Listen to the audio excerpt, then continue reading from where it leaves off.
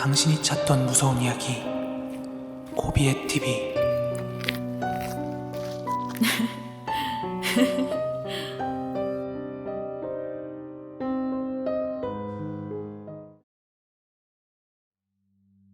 오늘 이야기는 일본 경제의 고도 성장기, 화려한 이면 속에 숨겨진 가장 어둡고 비극적인 실화이면서도 무서운 이야기입니다. 먼저 1970년대 초반, 인구가 폭발적으로 늘어난 수도 도쿄의 주택난을 해소하기 위해서 아시아 최대 규모의 매머드급 아파트 단지가 건설이 되었습니다. 바로 다카시마 다이라 단지입니다. 여기에는 최고 14층에서 15층 높이의 고층 아파트 수십 개 동이 들어섰고, 수영장, 병원, 상가까지 갖춘 이곳은 이 당시 도쿄 시민들에게 입주하고 싶은 꿈의 신도시로 불리게 되었습니다. 하지만 비극적인 사건들은 단지가 완공되고 얼마 지나지 않아서 시작이 되었습니다. 이 당시 일본에는 10층이 넘어가는 고층 건물이 드물었었는데, 이 아파트 같은 경우는 누구나 쉽게 외부 계단과 개방형 복도를 통해서 고층까지 올라갈 수 있는 구조였습니다. 그러다가 1977년 이곳에서 부모와 자식 등 가족이 동반투신 자살하는 사건이 발생하였습니다.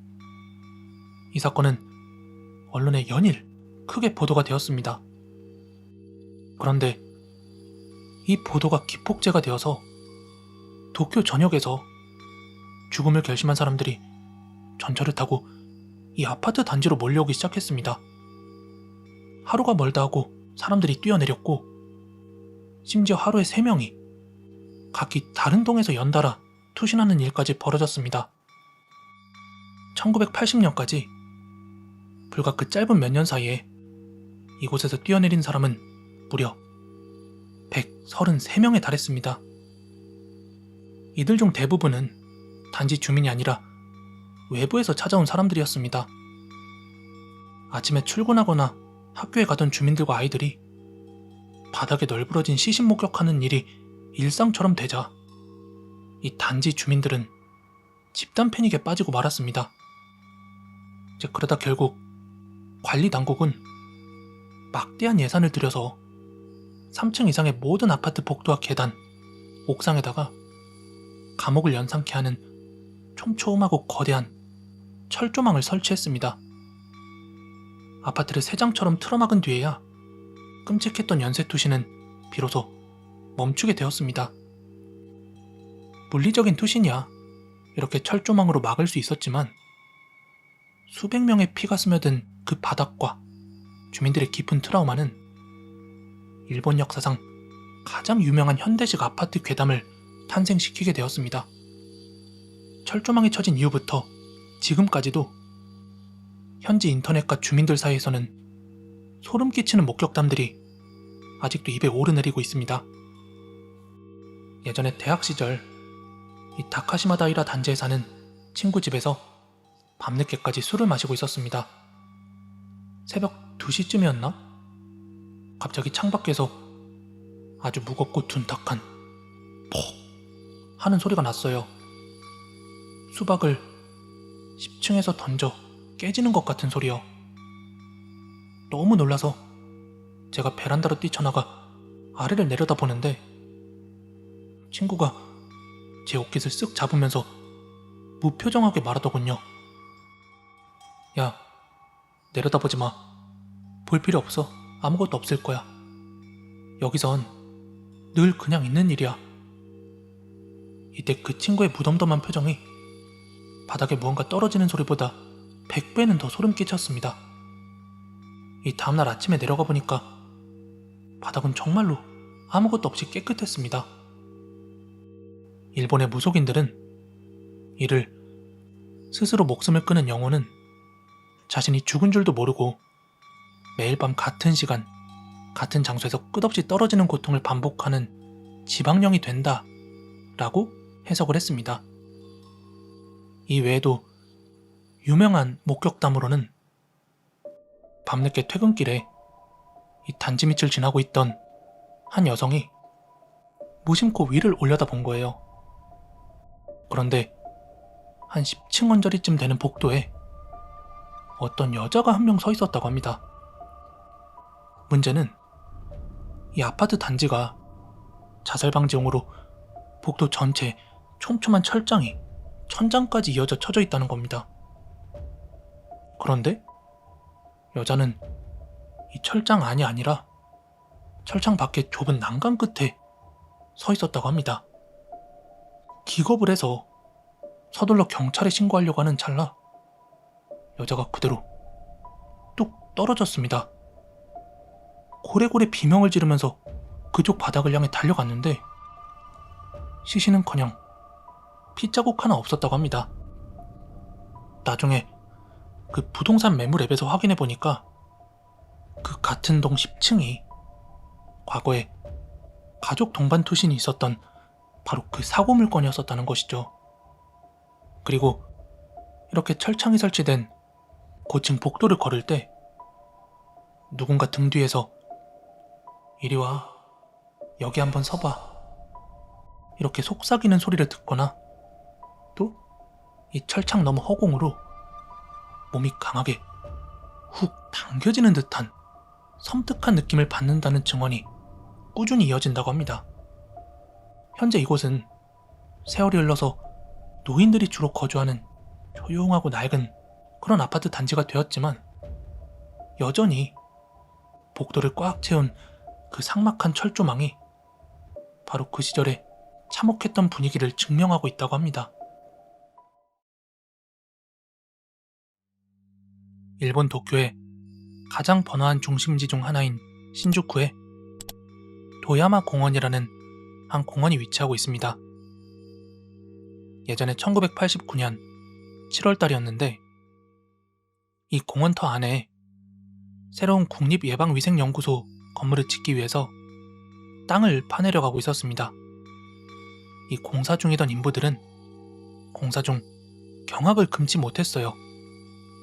이 땅 속에서 수십 구에 달하는 사람의 뼈, 두개골이나 돼태골 등이 무더기로 쏟아져 나온 것입니다. 일본 경찰의 정밀 감식 결과 이 뼈들은 적어도 35명 이상의 아시아계 성인 남녀의 것으로 밝혀졌습니다. 충격적인 것은 이 뼈의 상태들이었습니다. 이 당시 발견된 두개골들에는 전기톱으로 반듯하게 잘려나간 흔적이나 또 둥근 구멍이 뚫린 흔적이 선명하게 남아있었습니다. 이는 정상적인 죽음이 아니라 산 사람의 머리를 열어 뇌를 관찰하거나 생체 실험을 했다는 명백한 증거였습니다. 사실 이 도야마 공원터는 예전에 2차 세계대전 당시 그 악명 높은 731 부대와 깊게 연관된 제국 육군 군의학교 또 방역연구소가 있던 자리였습니다. 일본 정부는 이건 단순한 의학용 표본이다 하고 서둘러서 사건을 덮으려고 했습니다. 하지만 1993년 과거에 이 군의학교에서 근무했던 전직 간호사 이시 도요라는 할머니가 양심선언을 하면서 그 진실이 폭로되었습니다. 우리가 패전 직후 미군이 들어온다는 소식에 장교들이 표본실에 있던 포로들의 시신 부위, 생체 실험 증거물들을 공터에 파묻으라고 지시했습니다. 우리가 직접 묻었어요. 이 끔찍한 팩트가 세상에 알려진 이후 이 도야마 공원은 도쿄 도심 한복판에 위치한 일본 최고 등급의 심령 스팟으로 등극했습니다. 이제 과거 생체 실험을 당해 짐승만도 못하게 묻혔던 억울한 원혼들이 잃어버린 자신의 신체 부위를 찾아 공원을 배회한다는 것입니다. 다음은 일본 인터넷에 올라온 일본 현지인들의 실제 경험담들입니다. 먼저 인근 와세다 대학에 재학 중이던 한 남학생의 경험담이에요. 신입생이던 시절 선배들과 술을 마시고 새벽 2시쯤이었습니다. 인근 지름길인 도야마 공원에 있는 하코네 야마라는 어느 인공산의 계단을 오르고 있었다고 합니다. 그런데 어디선가 아프다고 이런 남자의 흐느끼는 소리가 들려왔다고 합니다. 이게 처음에는 취객인 줄 알고 괜찮으세요? 어디시죠? 하고 소리가 나는 쪽으로 다가갔는데 주변에 아무도 없었다고 합니다. 하지만 더 소름이 돋았던 건 이 오열하는 소리가 나무 뒤나 무슨 벤치 쪽이 아니라 밟고 있는 계단 바닥 아래에서 울리듯 올라오고 있었다는 겁니다. 그 길로 미친 듯이 도망치고 말았고 다시는 밤에 그 공원에는 가지 않았다고 합니다. 실제로 이 도야마 공원은 신주쿠라는 대도심 한복판에 있으면서도 안으로 들어가면 햇빛이 잘 들지 않는 정도로 나무가 울창하고 으슥한 구역이 많습니다. 이 때문에 안타깝게도 도쿄 내에서 사람들이 목매다는 일이 자주 일어나는 장소로 기사에도 이따금 오르내릴 정도입니다. 또한 노숙자들 간의 폭행 사건이나 범죄 은닉 장소로도 쓰인 어두운 이면이 있습니다. 일본 흉가 마니아들 사이에서는 방금 그 인공산 근처 공중화장실은 절대로 혼자 가면 안 되는 곳으로 손꼽힌다고 합니다. 어느 이 채널 유저의 투고담에 따르면 심야에 이 화장실에 들렀는데 아무도 없는 여자 화장실 칸에서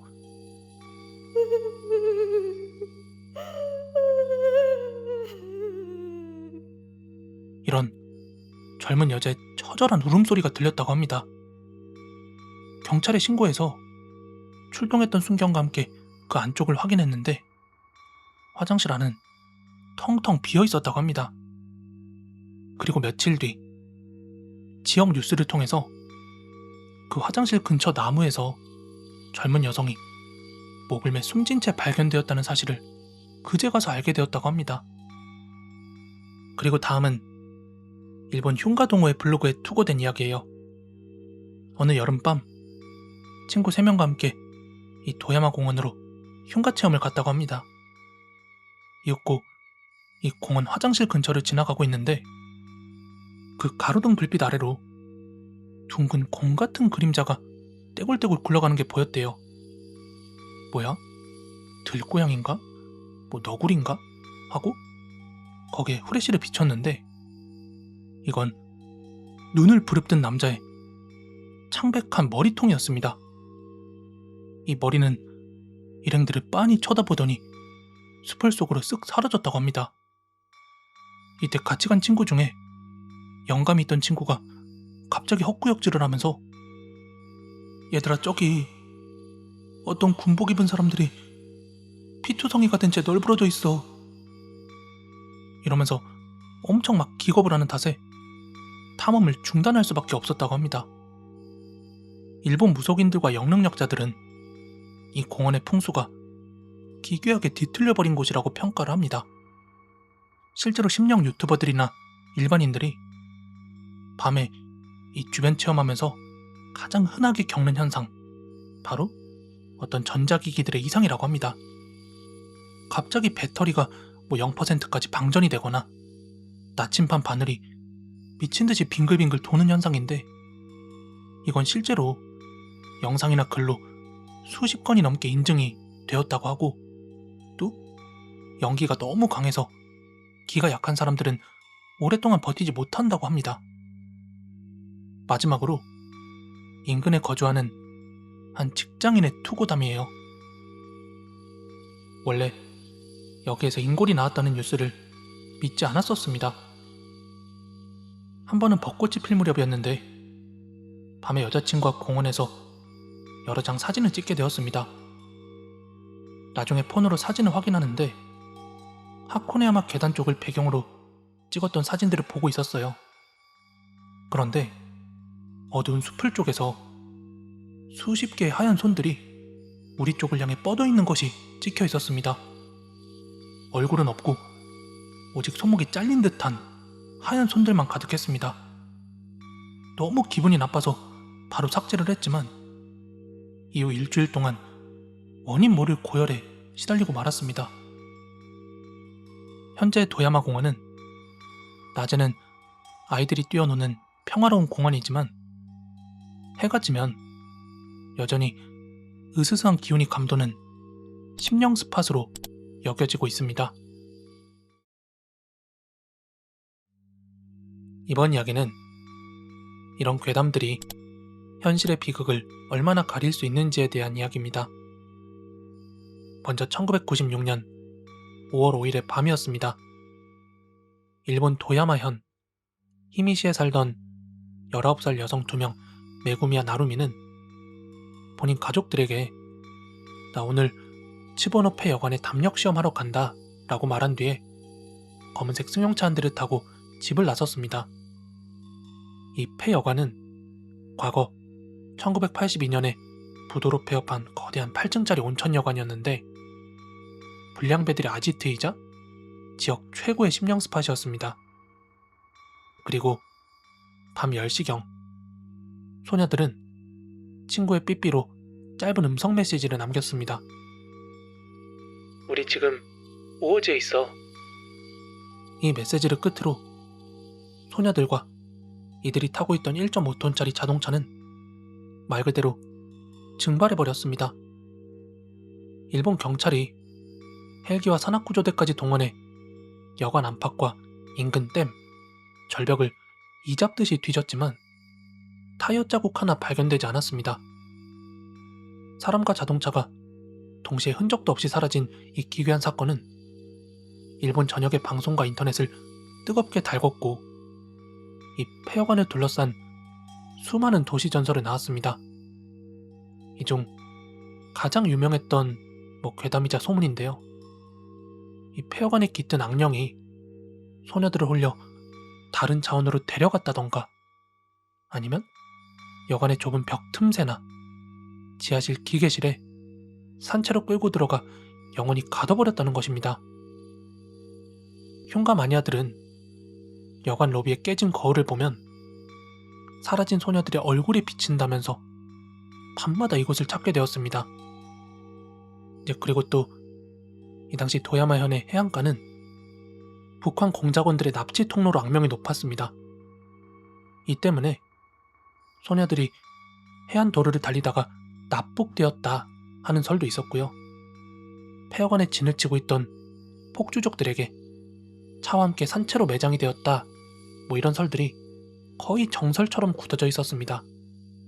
소녀들의 부모님이 방송에 나와 아이들을 찾아달라며 눈물로 호소하면서 세월이 흘러가던 중 2014년 경찰에 결정적인 익명 제보가 들어옵니다.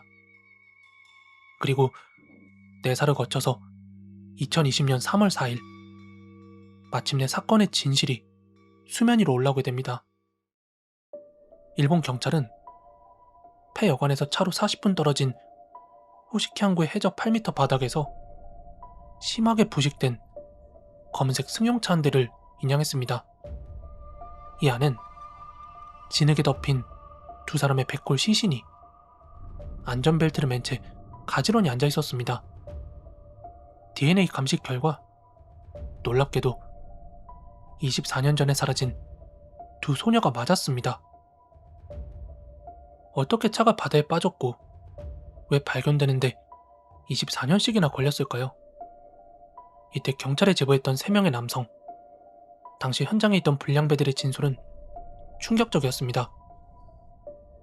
사건 당일 밤 항구에 주차된 차 안에 소녀들이 있다는 것을 본 남성들은 헌팅을 하기 위해 차로 천천히 다가갔습니다. 한밤중에 낯선 장소에서 낯선 남자들이 다가오자 극도의 공포를 느낀 소녀들은 문을 잠그고 급하게 도망치려고 하다가 조작 실수인지 혹은 패닉인지 이 차량이 그대로 후진하면서 깊은 밤바다로 추락해버리고 말았습니다. 눈앞에서 차가 바다로 가라앉는 것을 본 세 남자는 자신들이 추궁받을 것이 두려워서 경찰에 신고하지 않고 그대로 도망친 채 24년 동안이나 입을 닫아버린 겁니다. 물론 공소시효 만료와 증거 불충분으로 이 남성들은 결국 처벌받지 않았습니다. 2020년 사건의 진실이 밝혀졌을 때 일본 네티즌들은 경악을 금치 못했습니다. 왜냐하면 사건이 해결되기 훨씬 전인 2000년대 초반, 일본 최대 커뮤니티인 이 채널에 돌았던 하나의 도시전설 때문이었는데 현실과 소름 끼치도록 비슷했기 때문입니다. 사실 그 소녀 2명은 폐여관에서 5명의 불량배 남자들에게 쫓기다가 자동차체로 버려졌다. 그리고 그 후 남자 중 2명은 죄책감에 또 귀신의 저주로 미쳐버려서 행방불명이 되었다.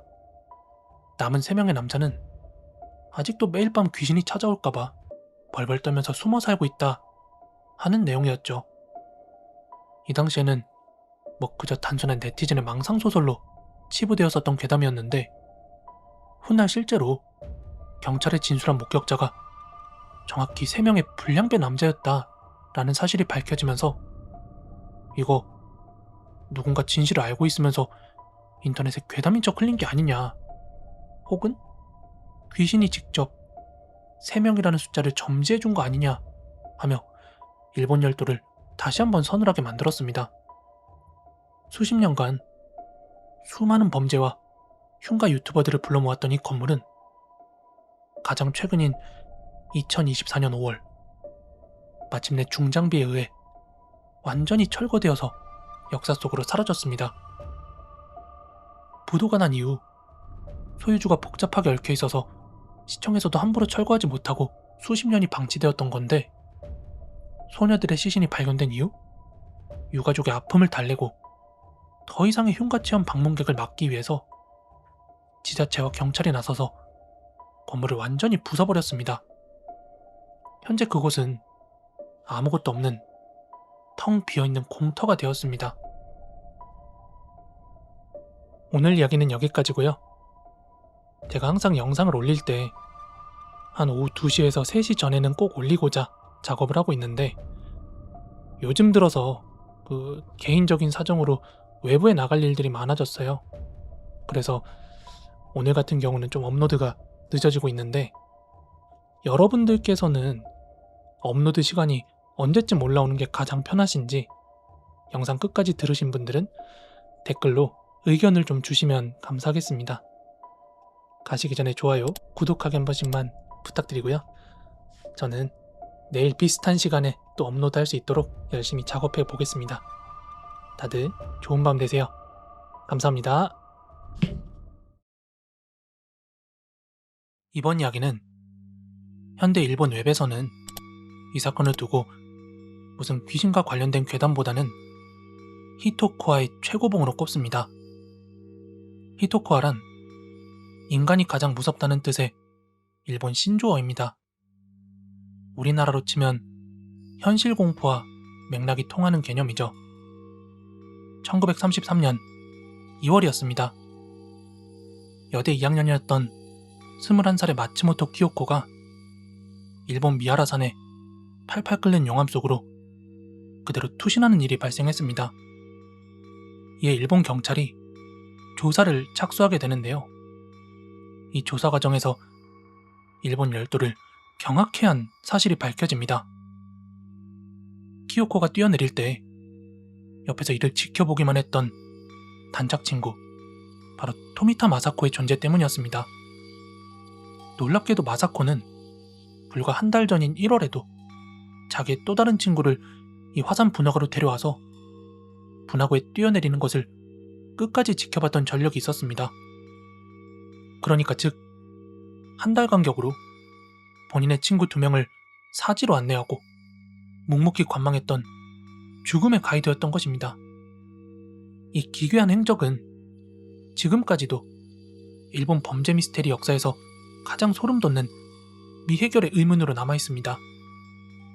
이렇게 비정상적인 사건을 이 당시 일본의 주요 언론, 익히 알고 있는 무슨 요미우리 신문 등은 이걸 비판하기는커녕 화라산의 불꽃으로 사나운 낭만적인 청춘, 또 무슨 천상으로 맺어지는 우정과 사랑, 이런 미친 타이틀로 연일 대서특필하기에 이르렀습니다.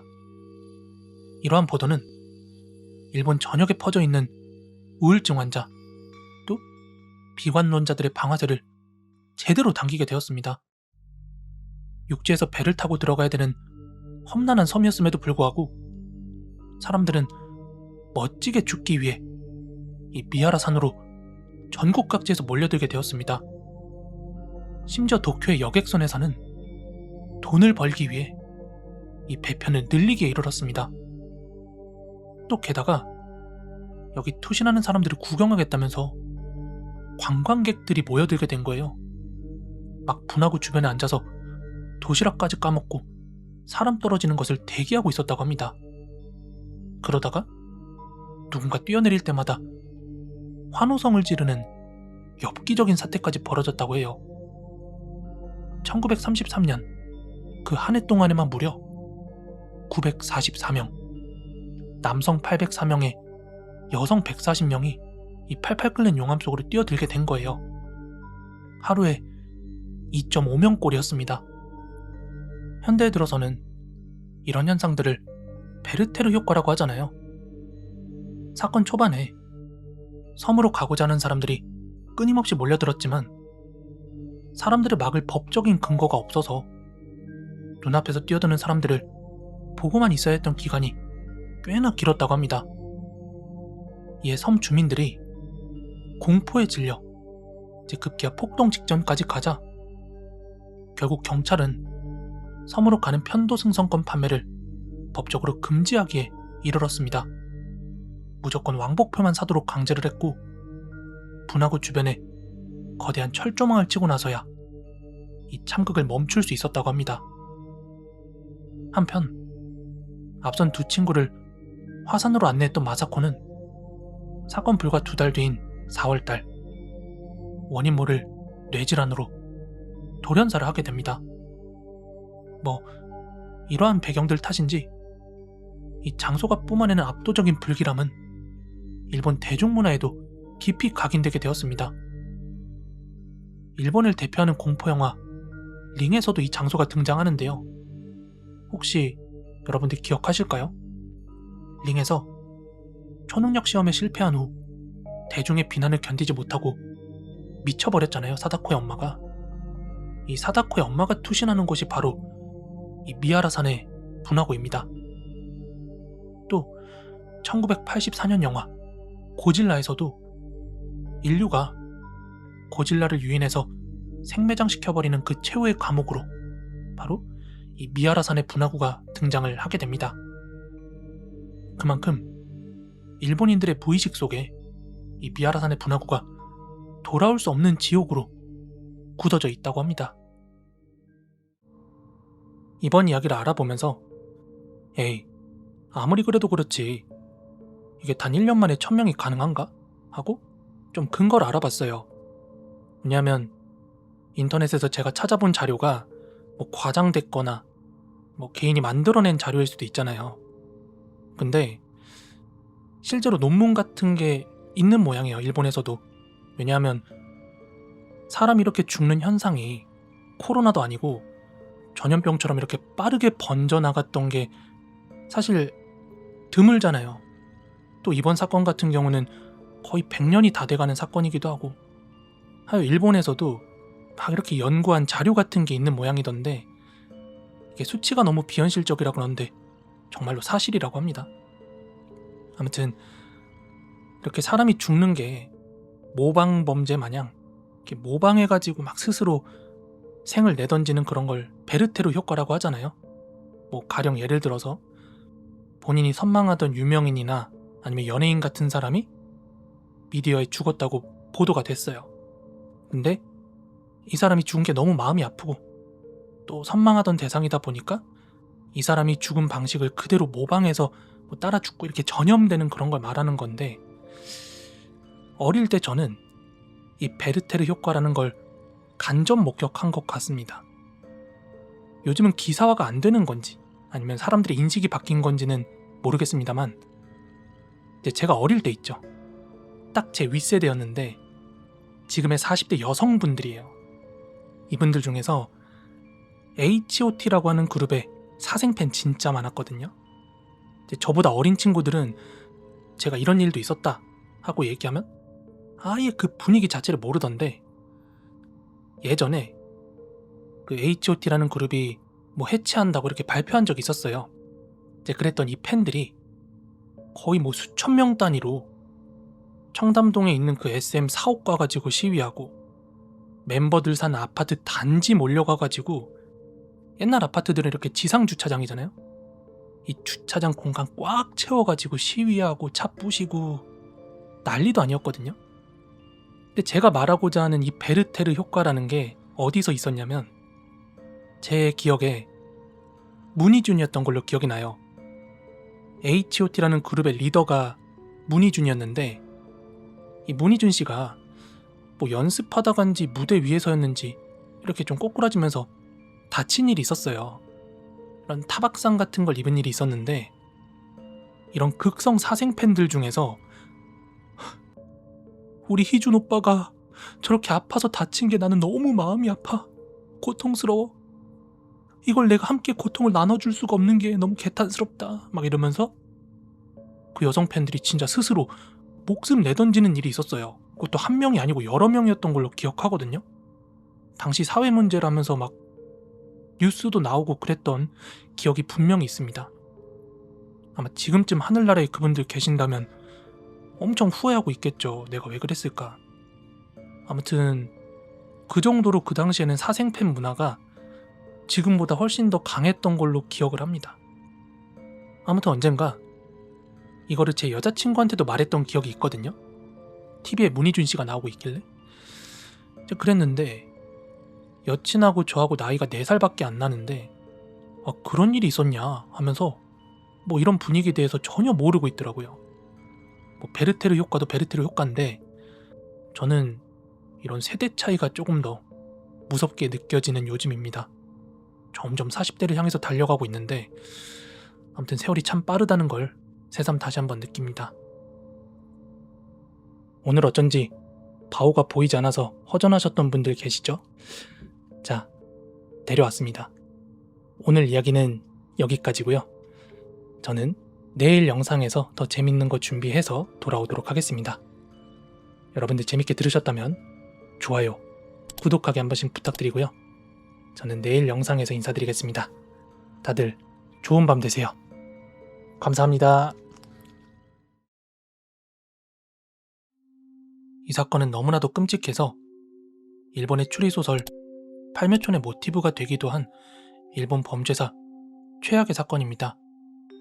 사건의 무대는 오카야마현 깊은 산속에 있는 작은 마을, 바로 카모촌이었습니다.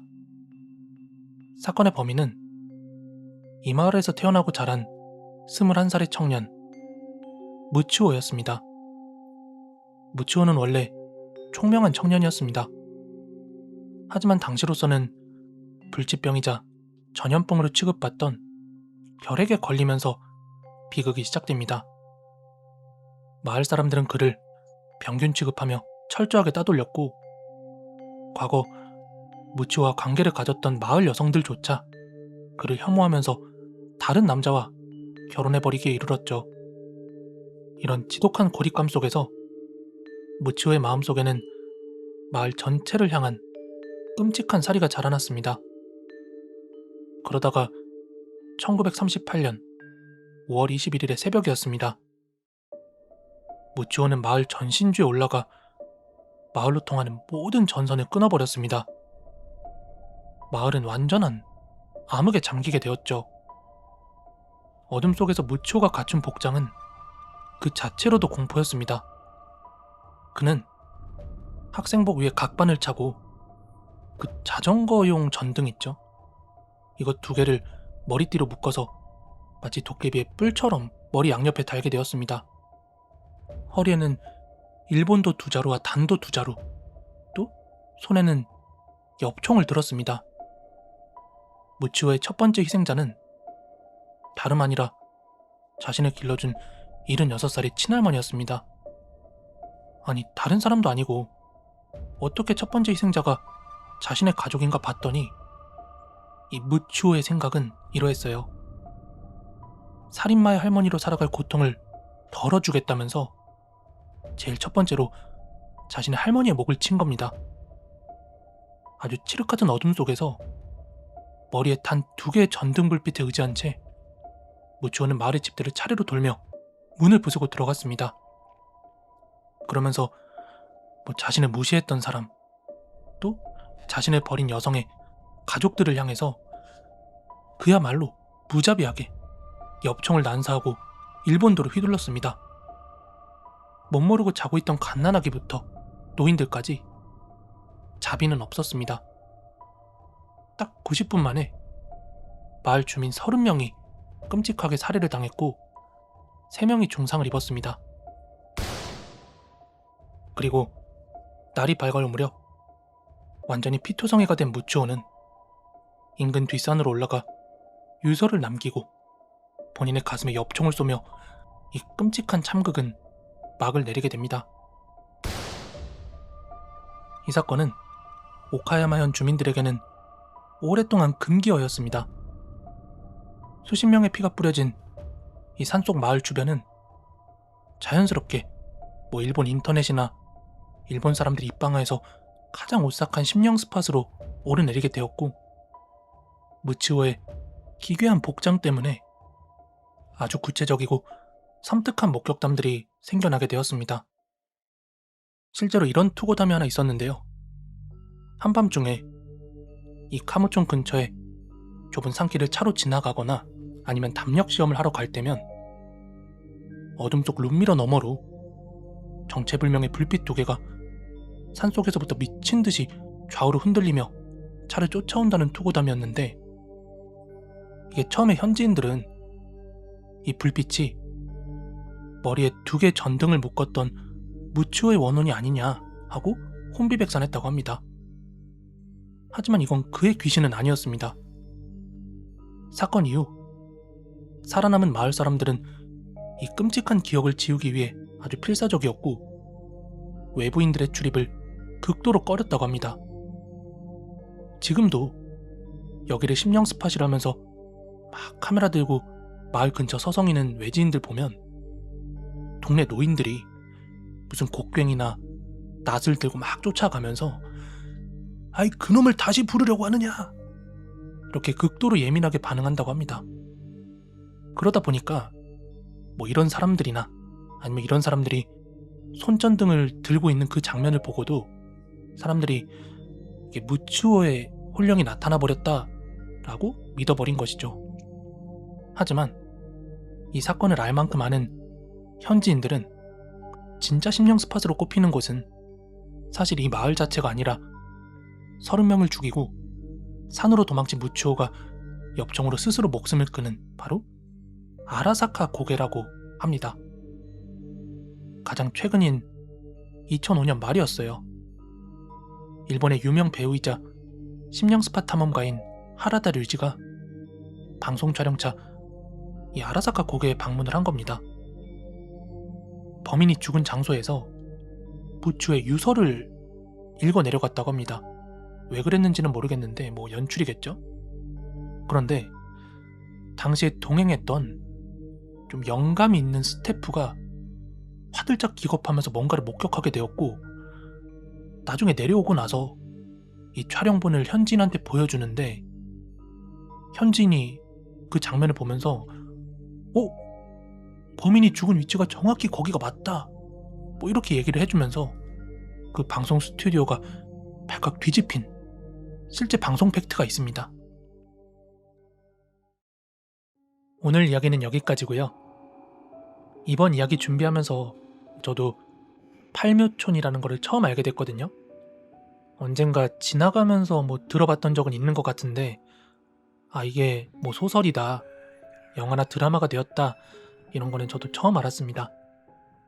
그래서 팔묘촌을 검색하다 보니까 이 범인이 범행 당시에 입었던 그 인상착의를 모티브로 해서 드라마나 영화에서 재현한 모습, 또 어떤 캐릭터화가 돼서 피규어 같은 것도 존재를 하더라고요.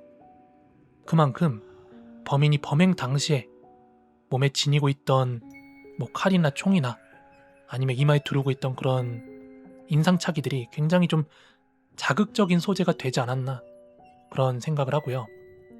예전에 제가 괴담 속으로나 아니면 현장 탐방 같은 거 갈 때마다 가장 신경 쓰이고 예민한 문제가 뭐 사유지에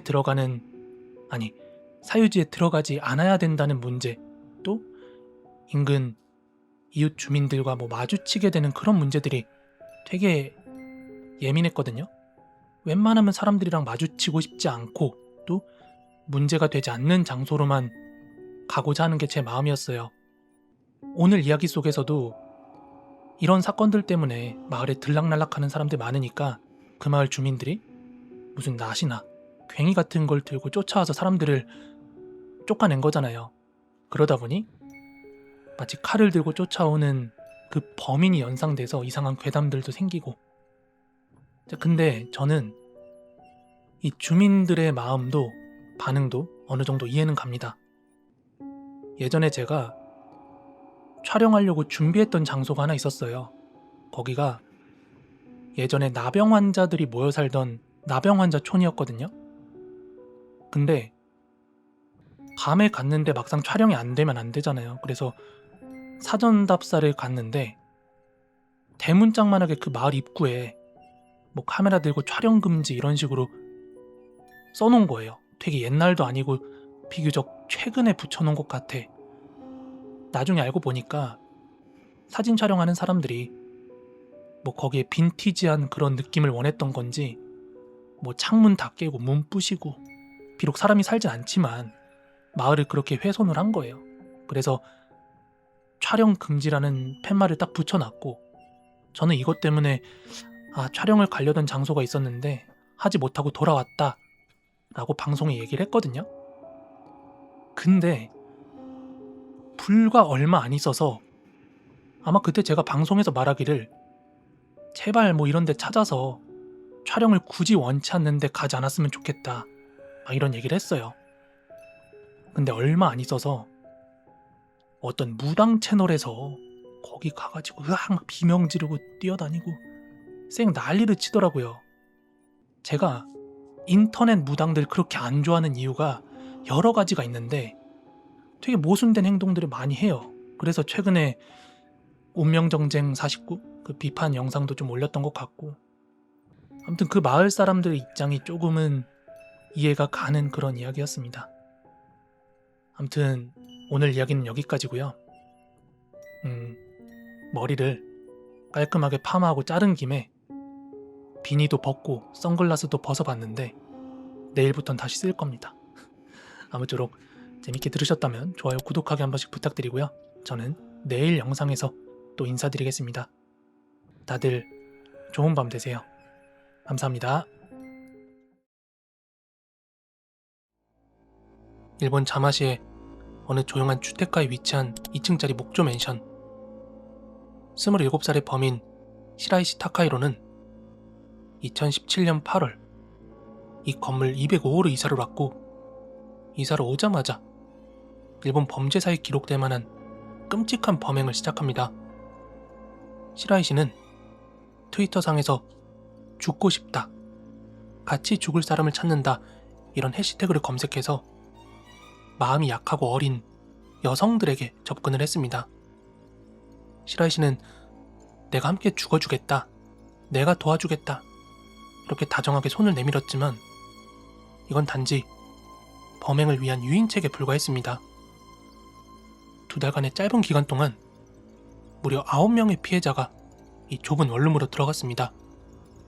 그 중엔 불과 15살의 중학생도 포함이 되어 있었죠.